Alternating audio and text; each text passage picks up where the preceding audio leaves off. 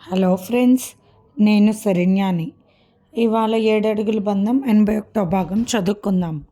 రాసిన వారు మీనా ముక్తేశ్వర్ గారు. ఒకరోజు చరిష్మాన్ పార్క్ రమ్మని మీరు మాట్లాడడం గమనించిన నేను మీరే విషయం బయట పెట్టకుండా రావడంతో నాకు అనుమానం వచ్చింది. మీ ఫ్రెండ్ సుదర్శనాన్ని కలిశాను. ఆ అన్నయ్యని అడగ్గా నిజాలు చెప్పారు. నా చెల్లిని మోసం చేసింది కాకుండా దాని జీవితంతో కూడా వ్యాపారం చేయాలని చూసిన మీరు మనుషులా అంటూ ధిక్కరించి మాట్లాడింది సాధన. అందుకే మా అత్తగారి దగ్గరికి వెళ్ళి నేను మాట్లాడాలి అన్నది ఆ రోజు. చరిష్మ ఏడుస్తూ తల వంచుకుని కూర్చుంది. ధరణి చరిష్మ భుజం మీద చెయ్యి వేసి నిమురుతూ ఓదారుస్తూ ఉంది. నన్ను క్షమించండి అత్తయ్య గారు, ఎక్కువగా మాట్లాడితే అని. నిజాలు నాకు ధరణి వల్ల తెలిసాయి. నా భర్త వల్ల ఇటువంటి సమస్యలన్నీ వచ్చినందుకు బాధపడుతున్నాను. ధరణి తెలివిగల అమ్మాయి. ధరణి, నువ్వే నిర్ణయం తీసుకున్నా నేను కాదనేది లేదు అని కన్నీరు అవుతున్న సాధనను దగ్గరికి తీసుకుని బాధపడిపోయారు వసుంధరాదేవి గారు. బాధపడుకు సాధన అంటూ భుజం తడుతూ ఉన్నారు. చరిష్మా దుఃఖం ఆగక సాధన కాళ్ళ మీద పడిపోయింది. లేమ్మా, నిన్ను బిడ్డలాగా జాగ్రత్తగా పెంచాలి అనుకున్నాను.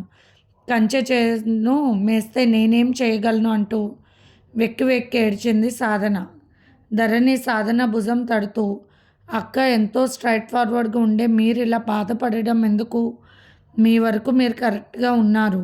ఇందులో మీరు బాధపడవలసింది ఏమీ లేదని ధరణి తన తోడుకోడల్ని ఓదార్చింది. సాధన రవివర్మ వైపు చూసి నమస్కరిస్తూ, నా భర్త తరఫున నేను క్షమించమని అడుగుతున్నానని బాధపడుతూ ఉంది. రవివర్మ పైకి లేచి, మీరెందుకు వదినా క్షమించమని అడిగేది? అమ్మ తర్వాత అమ్మలా భావిస్తాను నేను మిమ్మల్ని. మీ పట్ల నాకెంతో గౌరవం ఉంది, అలాగే ఉంటుంది, అది ఎప్పటికీ తగ్గదు అని చెప్తున్న రవివర్మ వివేకం ముందు మోహన్ వర్మ వివేకం తలదించుకుంది. చరిష్మా మాట్లాడుతూ, ఇంత అందమైన జీవితాల్లోకి మాయని మచ్చిలా ప్రవేశించింది నేను. నా వల్లే మీ జీవితాలు ఇటువంటి పరిస్థితులకు వచ్చాయంటూ వెక్కి వెక్కి ఏడ్చింది. ఎందుకు చరిష్మా అలా మాట్లాడతావు? నీకేం తెలుసు? కాలానుగుణంగా నాగరికత మోజులో ఇప్పటి పిల్లలలాగానే ప్రవర్తించావు. మోహన్ వర్మ ప్రవర్తన చాలా తప్పు. ఎంతో నమ్మకంతో తన రక్షణలోకి వచ్చిన మరదళ్ళని ఇటువంటి సమస్యలు పాలు చేయడం చాలా తప్పు అన్నారు వసుంధరాదేవి గారు. చరిష్మా మాట్లాడుతూ, మీరిచ్చిన కాగితాలపై సంతకం పెట్టింది ధరణి అక్క కాదు, నేను. నా వేలిముద్రలు ఉన్నాయి. మీ చెడు బుద్ధికి నా పనికి రాని వేలిముద్రలు కరెక్ట్ అని నేనే వేశాను అని కళ్ళు తుడుచుకుంది చరిష్మా. మోహన్ వర్మ సిగ్గుతో తల దించుకుని తల పైకెత్తలేక ఉన్నారు. కృష్ణవర్మ కిందకు వచ్చేశారు. రవివర్మ పక్కనే ఉన్నారు. నాకు తెలిసిన పెద్ద ఆఫీసర్లు ఉన్నారు. మోహన్ వర్మ గారిని జీవితకాలం ఖైదు చేస్తారు. ఎటువంటి ఫ్రాడ్ మైండ్తో తన కుటుంబంతో తాను ప్రవర్తించిన తీరు కాకుండా ఏదో ఒక డాన్లా ప్రవర్తించారు. అందుకు కఠిన కారకర శిక్ష పడుతుంది కదూ వదిన గారంటూ ధరణి వైపు చూసి అన్నాడు సీరియస్గా కృష్ణవర్మ. సాధన వర్మ మాట్లాడుతూ, ఇందులో తప్పు ఎవరిది ఉన్నా కూడా ఊరుకోవాల్సిన అవసరం లేదు కృష్ణ గారు. ఆయనను శిక్షించవలసిన అవసరం ఉంది. అది ఈ విషయమే కాదు, నా చెల్లెలి జీవితం విషయంలో కూడా కేసు పెట్టండి. సాక్ష్యం నేను నా చెల్లెలు ఇస్తామంటూ ఆవేశంగా భర్త వైపు చూస్తూ మాట్లాడింది సాధన వర్మ. రవివర్మ అందరూ ఆశ్చర్యపోయారు, చూస్తున్నారు సాధన వైపు.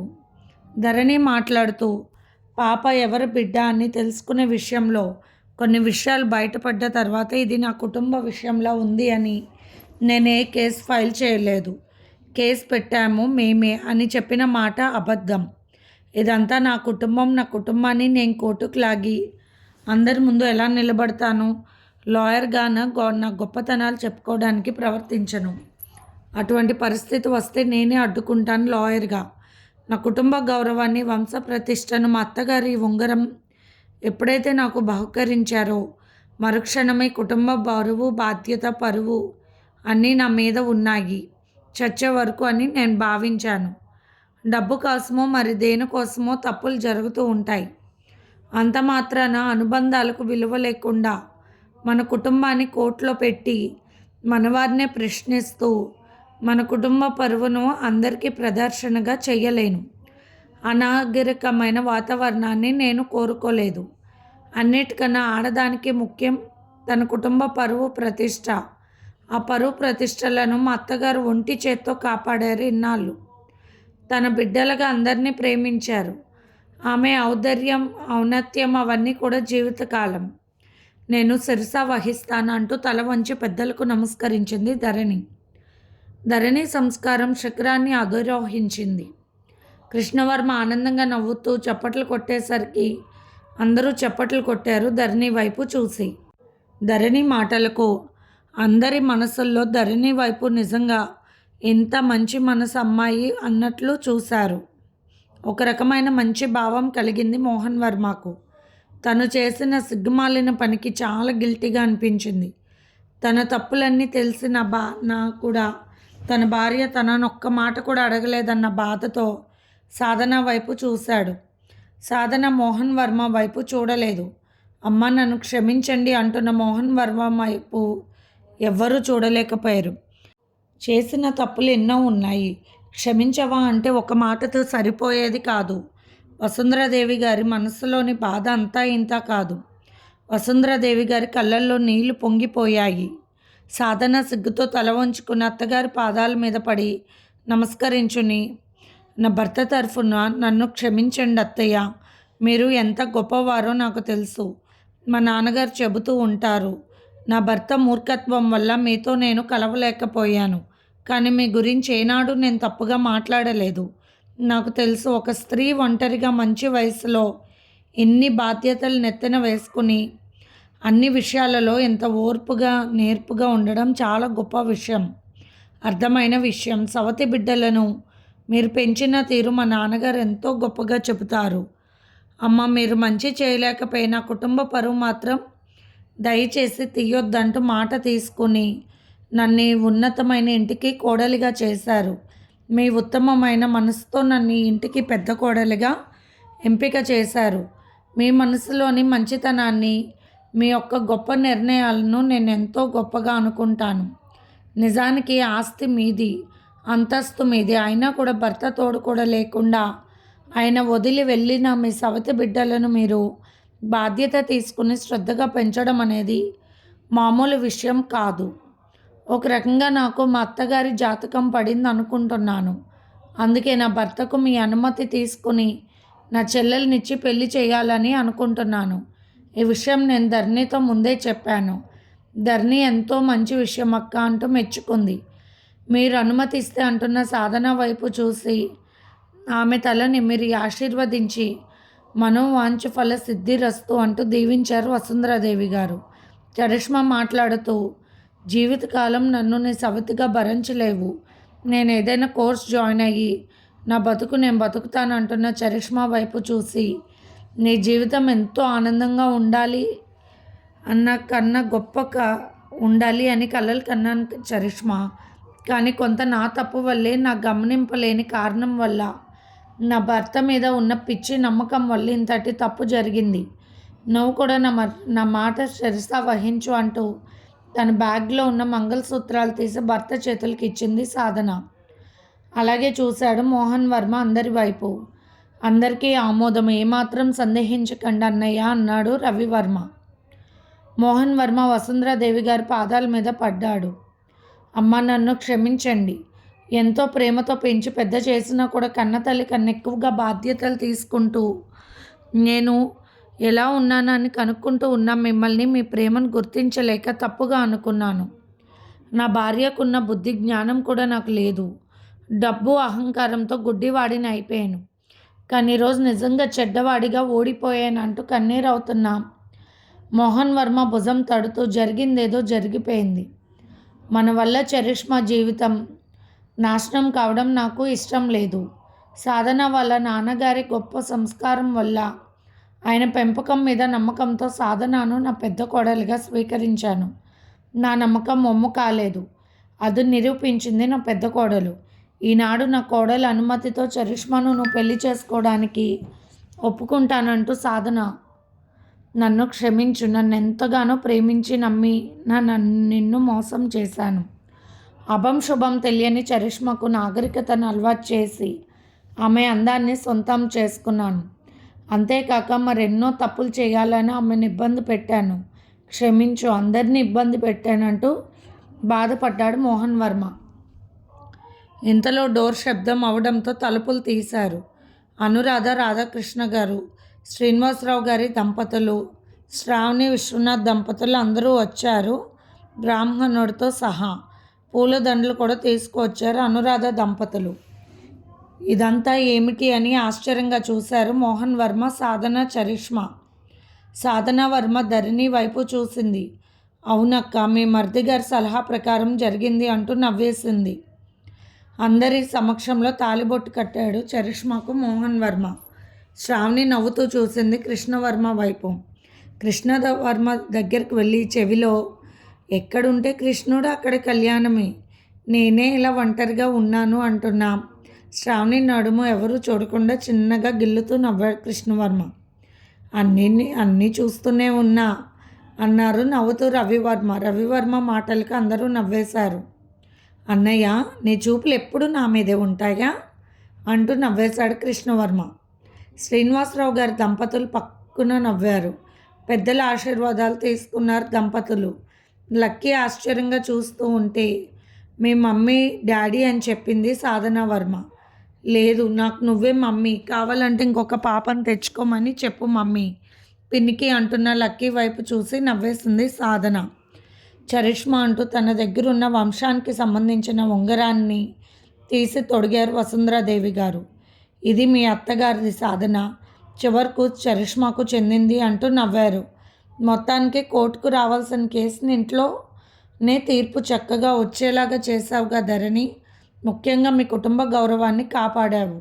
కోడలంటే ఇలాగే ఉండాలి అని బల్లగుద్దు మరీ చెప్పావు అంటున్న విశ్వనాథ్ గారి మాటలకు శ్రీనివాసరావు గారి దంపతులు మురిసిపోయారు.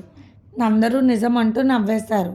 కృష్ణవర్మ శ్రావణి వైపు చూస్తూ, నేర్చుకో మీ అక్కను చూసి అంటూ నవ్వాడు. ధరణి ఆనందంగా నవ్వేసింది.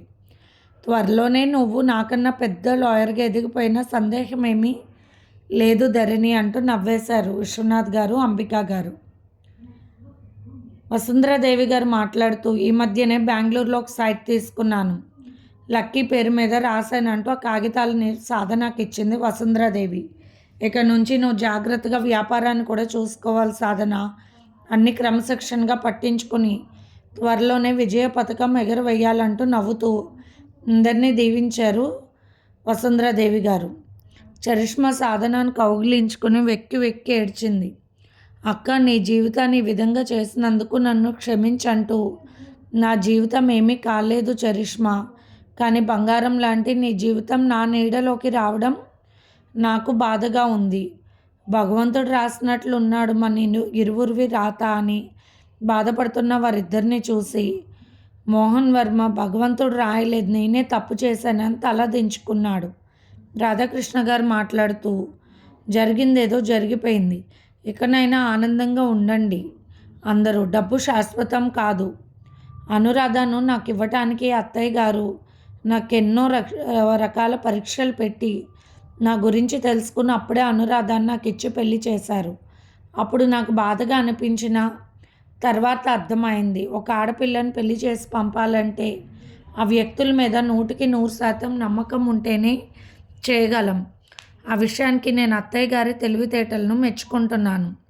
వసుంధర నిలయంలో అల్లుడైనందుకు గర్వపడుతున్నాను అన్నారు నవ్వుతూ. వసుంధరాదేవి గారు మాట్లాడుతూ, అనురాధ అందరి ఆడపిల్లలా ఉండదు. చలాకీగా తన మనసులో ఏముందో తెలుసుకోవడం కష్టంగా అనిపించేది. మనసులో ఉన్న మాట చెప్పలేదు. గలగల పారే గోదావరి లాంటి మనస్తత్వం కాదు, సరోవరం లాంటి స్థిమితమైన మనస్తత్వం. అటువంటి వారికి మంచి వారిని ఎంపిక చేసి పెళ్లి చేయాలి. మనసులో ఉన్నది చెప్పుకోలేదు త్వరగా. చెప్పాలంటే ఒక రకంగా అమాయకత్వమైన మనిషి. అందుకే అనురాధ ఎంబీబీఎస్ కోర్స్ జాయిన్ అయిన ఫస్ట్ ఇయర్ నుండి నేను ఎన్నో సంబంధాలు చూస్తూ వచ్చాను. రాధాకృష్ణ గారు రూపానికి, కుటుంబానికి, వంశ గౌరవానికి అన్ని విధాలా తగిన వరుడు అనుకున్నాను. కానీ అంత ఉన్నత కుటుంబంలో ఒకగానొక బిడ్డగా పుట్టిన అతనికి ఏదైనా దురలవాట్లు ఉన్నాయేమో అని పరీక్షించిన మాట మాత్రం నిజమంటూ నవ్వేశారు వసుంధరాదేవి గారు. అనురాధకు కళ్ళల్లో నీళ్లు వచ్చాయి. అమ్మా అంటూ వసుంధరాదేవి గారి దగ్గరికి వచ్చింది. మన్నించండి అమ్మా, నాకు అన్నయ్య చెప్పిన మాటల వల్ల ఏది క్లారిటీగా ఉండేది కాదు. తను చెప్పినట్లు వినకపోతే కోపగించుకునేవాడు. మావయ్య ఎన్నో చెప్పుడు మాటలు చెప్పేవారు. అవి నిజం కాదు అని అనిపిస్తూ ఉన్నా కూడా ఆ మాటల ప్రభావం వల్ల కొంత మొండి వైఖరిగా ఉన్నానేమో తెలియదు. కానీ మీ అల్లుడు గారు నాకు మీ గురించి ఎప్పటికప్పుడు మంచి విషయాలు చెబుతూ ఉండేవారని చెప్పింది. రాధా ఈ ఇంటికి ఒక్కగానొక్క ఆడపడుచువి. ఈ ఇంట్లో ప్రత్యేకమైన గౌరవ స్థానం నీదే అంటూ అనురాధను దగ్గరకు తీసుకుని సంతోషపడిపోయింది వసుంధరాదేవి గారు. ఈరోజు వసుంధరాదేవి గారి మనస్సు ఎంతో సంతోషంగా ఉంది. ఒక మంచి చెడుకు దారి తీస్తుంది, ఒక చెడు మంచికి వస్తుంది అన్న మాటలాగా ఏదో జరుగుతుంది అనుకున్న విషయం ఇంత ఆనందం అయ్యిందంతా నా కోడలు తెలివితేటలు, నా కొడుకు సలహాలు, కృష్ణవర్మ సహాయం, మొత్తానికి మన కుటుంబం ఒకటి అయ్యిందంటూ ఆనందంగా నవ్వేశారు వసుంధరాదేవి గారు. అప్పటి వరకు ఆమె ముఖంలో ఏదో వెలితి కనపడకుండా కనిపిస్తూ ఉండేది. ఎప్పుడు ప్రశాంతంగా చిరునవ్వు నవ్వుతుంటే అత్తగారి ముఖం వైపు చూసి నవ్వుకుంది ధరణి. ఏది ఏమైనా మా అన్నయ్య అదృష్టవంతులు, వదిన గారు లాంటి వారు దొరికారు. కానీ రేపు శ్రావణి డాక్టర్గా ఎంతమందిని చంపేస్తుందో తెలియడం లేదు అన్నయ్య అన్నాడు కృష్ణవర్మ. రవివర్మ వైపు చూసి నవ్వుతూ, నేనేమి చేశాను నిన్ను అన్నది శ్రావణి అక్కడ అందరూ ఉన్న సంగతి మర్చిపోయి. ప్రేమలో పడితే అంతేలే, ఏమీ తెలియదు. ప్రేమ ముదిరిపోయే కొలది ఎంతమందిలో ఉన్నా తెలియదు. అలా మొదలైందో లేదో అని చిన్న టెస్ట్ చేశానంటూ శ్రావణి చెవిలో చెప్పి నవ్వాడు కృష్ణవర్మ. వీళ్ళిద్దరు అల్లరి ఎక్కువైపోయింది మావయ్య గారు, ముందు పెళ్లి చేసేయండి వీళ్ళకి అన్నాడు రవివర్మ శ్రీనివాసరావు గారి వైపు చూస్తూ. చదువు అవ్వాలి కదా శ్రావణికి అన్నారు శ్రీనివాసరావు గారు. అప్పటిదాకా ఎదురు చూడడం కష్టం అన్నారు వసుంధరాదేవి గారు నవ్వుతూ. అంబికా గారు నవ్వుతూ, అల్లరి పిల్ల శ్రావణి వాళ్ళ ఇంటికి ముందు పెళ్లి సంబంధానికి వెళ్ళినప్పుడు మా మనసులు ముందుగా గెలుచుకుంది తన మాటలతో అంటూ నవ్వేశారు. విశ్వనాథ్ గారు మాట్లాడుతూ, ధరణి లాయర్, శ్రావణి డాక్టర్ అవుతుంది. మరి నా కోడలు గీతిక కూడా మానసిక శాస్త్రం చదువుతుంది. గీతికతో మానసిక వైద్యం శాస్త్రం చదివించి డాక్టర్ని చేయాలంట చెప్పాడు దేవానాథ్ అని నవ్వారు విశ్వనాథ్ గారు. అందరూ సంతోషించారు ఆ మాటకు. పరిపక్వత లేని మనస్తత్వంతో ఉన్న గీతికకు చక్కటి భర్త లభించడంతో ఆమెకు విద్య చెప్పిస్తూ ఒక మంచి మార్గంలోకి నడిపిస్తున్నాడు. ఆ విషయానికి అందరూ దేవానాథ్ని మెచ్చుకున్నారు. కథ సుఖాంతం అయిపోయింది. భోజన ఏర్పాట్లు చేయించారు వసుంధరాదేవి గారు. అందరూ భోజనాలు చేసి ఎవరికి వారు ఆనందమైన మనస్సులతో వెళ్ళిపోయారు. అందరూ వెళ్ళిపోయిన తర్వాత వసుంధరాదేవి గారు రాకింగ్ చైర్లో కూర్చుని ధరణి అంటూ పిలిచారు. ఏంటి అత్తయ్య గారు అంటూ వచ్చింది. నిజంగా నీ తెలివితేటలకు నేను మెచ్చుకుంటున్నాను ధరణి. ఎన్నో రకాలుగా ఆలోచించి అతి భయంకరంగా ఒక నాగుపాములా చుట్టుకున్న ఈ కేసుని కేవలం తాడులా చేసిన నీ తెలివితేటలన్నీ నేను మెచ్చుకుంటున్నాను. కుటుంబం అంతా ఆనందంగా ఉండేలా చేశావు. పైగా అందరి మనను పొందావు. కుటుంబ గౌరవాన్ని కాపాడావు. తొందరపాటు మనస్తత్వంతో, కోపంతో, క్షణిక ఆవేశంతో ఎన్నో తప్పులు చేసి ఈనాటి సమాజంలో నీవు ఉన్నతమైన ఆలోచనల విధానం నాకు చాలా నచ్చింది. నిజానికి నువ్వు లాయర్గా పేరు తెచ్చుకోవడానికి కేసును కోర్టు ద్వారా డీల్ చేయొచ్చు. కానీ ముందు నీ కుటుంబానికి నువ్వు ఇచ్చిన విలువ చాలా గొప్పది. అందుకు నా మనస్ఫూర్తిగా నీకు ఇది కానుకగా ఇస్తున్నానంటూ ఆమె మెడలో ఉన్న గొలుసు తీసి ధరణికి ఇస్తూ ఆ గొలుసు యొక్క విషయాన్ని చెప్పారు. ఇది డైమండ్. మా నాన్నగారు ప్రేమతో నాకు బహుకరించారు. అప్పుడు నాకు 8 సంవత్సరాలు. దీని విలువ ఎంతో తెలుసా ధరణి? అక్షరాల 50 లక్షలు. ఎప్పుడు నా మెడలో ఉంటుంది. చూడటానికి పెద్ద వెలుగులు లేని రాయిలా కనిపిస్తుంది, కానీ అత్యంత విలువైన వజ్రం అంటూ అప్పటి వరకు తన మెడలో ఉన్న ఆ చైన్ ధరణి మెడలో వేసింది తానే వసుంధరాదేవి గారు. నిజానికి నేను చనిపోయే వరకు ఇది నాతోనే ఉండాలనుకున్నాను. ఈనాడు నా చిన్నతనాన్ని గుర్తు చేశావు. నీ తెలివితేటలతో నేను అంతే తెలివిగా ఉండేదాన్ని. ఎవ్వరూ అర్థం చేసుకొని వసుంధరాదేవి మనస్తత్వాన్ని అందరికీ అర్థమయ్యేలా చేశావు. ఎవరు తప్పు వారికి తెలిసేలా చేశావు. ముఖ్యంగా గారాబంగా మొండి గోపాలు నీళ్ళ ప్రవర్తించని భర్తను సరైన మార్గంకి తీసుకువచ్చావని పొగుడుతూ ఉన్నారు వసుంధరాదేవి గారు. అమ్మా, పొగడ్తలు ఆపుతావా, ఇక పైకొస్తావా ధరణి అని పిలిచాడు రవివర్మ మెట్లపై నుంచుని మొహం అలిగినట్లు పెట్టుకొని. వెళ్ళు ధరణి, వీడు మారడు, ఎప్పుడూ కూడా వెంటనే ఒక కొడుకో ఒక కూతురో పుట్టాలి, అప్పుడు ఉంటుంది మన రవివర్మ పని అని నవ్వుతున్న వసుంధరాదేవి గారి మాటలకు ఆనందంగా నవ్వేశారు. ఇది ఫ్రెండ్స్ ఇవాల్టి ఎపిసోడ్. రేపు ఇంకొక ఎపిసోడ్తో మీ ముందుకు వస్తాను. మీకు కనుక స్టోరీ నచ్చితే లైక్ చేసి షేర్ చేసుకుని సబ్స్క్రైబ్ చేసుకోండి. ఉంటాను.